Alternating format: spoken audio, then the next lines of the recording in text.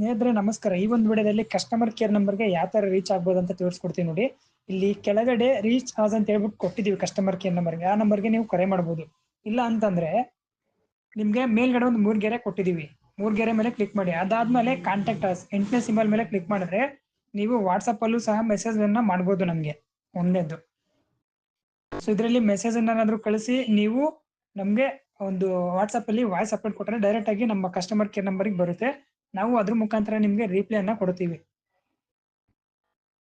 So ಇಲ್ಲಿ ನೋಡಿ ಈ ತರ ಒಂದು ವಾಯ್ಸ್ ಅಪ್ಡೇಟ್ ಅನ್ನ ಕೊಡಬಹುದು. ಇಲ್ಲ ಅಂತಂದ್ರೆ ನೀವು ತಿರ್ಗಾ ಮ್ಯಾಪ್ ಅಲ್ಲಿ ಹೋಗ್ಬಿಟ್ಟು ಆಪ್ ಅಲ್ಲಿ ಹೋದ್ಮೇಲೆ ನಿಮ್ಗೆ ಅದೇ ಕೆಳಗಡೆ ಕಾಂಟ್ಯಾಕ್ಟ್ ಅಸ್ ಕೆಳಗಡೆ ಕಾಲರ್ಸ್ ಅಂತ ಕೊಟ್ಟಿದೀವಿ.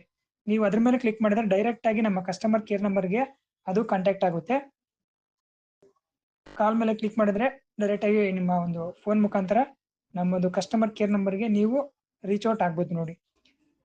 ಸೊ ಈ ತರ ನೀವು 3 ತರನಾಗಿ ಒಂದು ರೀಚ್ ಆಸು ಮತ್ತೆ ವಾಟ್ಸ್ಆಪ್ ಅಲ್ಲಿ ಮತ್ತೆ ನಾರ್ಮಲ್ ಆಗಿ ನಂಬರ್ ಎಂಟರ್ ಮಾಡಿದ್ರೆ ಜಸ್ಟ್ ಕಾಲರ್ಸ್ ಅಂತ ಕ್ಲಿಕ್ ಮಾಡಿದ್ರೆ ಅದು ಕಸ್ಟಮರ್ ಕೇರ್ ನಂಬರ್ ಕನೆಕ್ಟ್ ಆಗುತ್ತೆ.